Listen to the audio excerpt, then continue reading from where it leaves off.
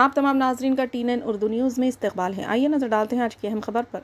महबूब नगर में मुनक़िदा एक प्रोग्राम में मुख्तलिफ जमातों के कायदीन ने साबिक़ रियासती वज़ीर DK अरुणा की मौजूदगी में भारतीय जनता पार्टी में शमूलियत इख्तियार कर ली। इस मौके पर मुनक़िदा एक सहाफ़ती DK अरुणा ने कहा कि 2024 के इंतखाबात में वज़ीर आज़म नरेंद्र मोदी तीसरी बार मुल्क के वज़ीर आज़म बनेंगे और महबूब नगर से BJP की भारी अक्सरियत से कामयाबी यकीनी है। आइए देखते हैं।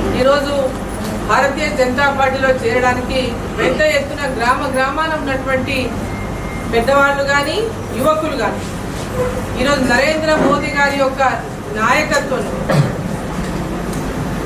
భారతదేశంలో నరేంద్ర మోదీ గారు భారతదేశానికి అందిస్తున్నటువంటి వారి నాయకత్వం పట్ల పెద్ద ఎత్తున గ్రామాల నుంచి ఆకర్షితులై వివిధ పార్టీలకు చెందినటువంటి వాళ్ళు BRS గాని కాంగ్రెస్ గాని వివిధ పార్టీలకు చెందినటువంటి చాలా మంది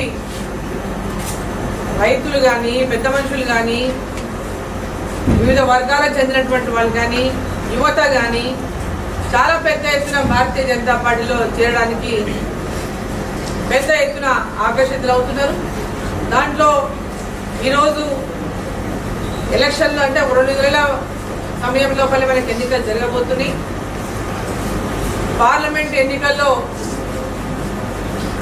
महबूब नगर पार्लमेंट स्थानाన్ని ఉమ్మడి మహబూబాబాద్ జిల్లాలోని నాగర్ కర్నూల్ పార్లమెంట్ స్థానాన్ని రెండు స్థానాలను కూడా భారతీయ జనతా పార్టీ గెలవాలనేటువంటి ఒక తపన ఇవాళ ప్రజల లోపల కనిపిస్తా ఉంది।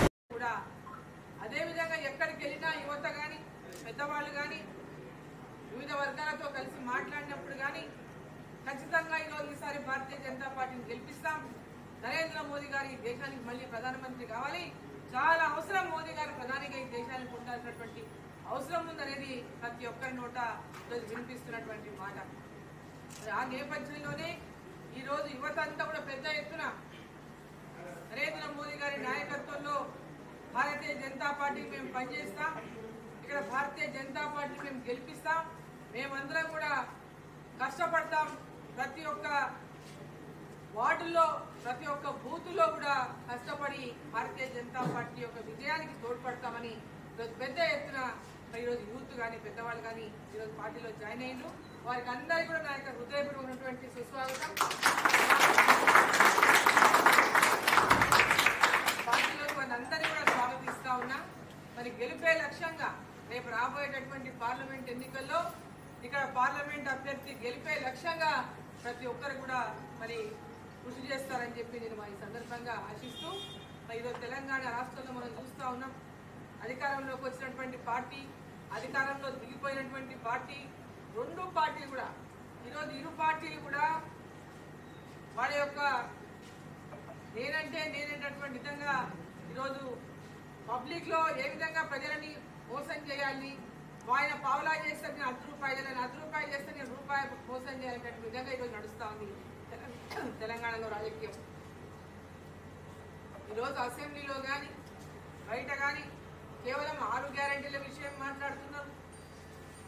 ఈరోజు 6 గ్యారెంటీల అమలు విషయానికి వస్తే వాళ్ళు పెట్టినటువంటి బడ్జెట్ చూస్తే 6 గ్యారెంటీలు కావచ్చు, వాళ్ళు ఇచ్చినటువంటి అనేక హామీల పట్ల చిత్తశుద్ధి లేదనేది చాలా స్పష్టంగా మనకు అర్థమవుతా ఉంది। వాళ్ళు పెట్టినటువంటి బడ్జెట్ చూస్తేనే వాళ్ళకు 6 గ్యారెంటీల అమలు విషయంలో చిత్తశుద్ధి లేదు ఈ రాష్ట్ర ప్రభుత్వానికి, కేవలం కాగితాలకే పరిమితం చేసినటువంటి లక్ష్యం ఈరోజు కనిపిస్తా ఉంది ఈ రాష్ట్ర ప్రభుత్వానికి। గతంలో TRS పార్టీ ఏ విధంగా అయితే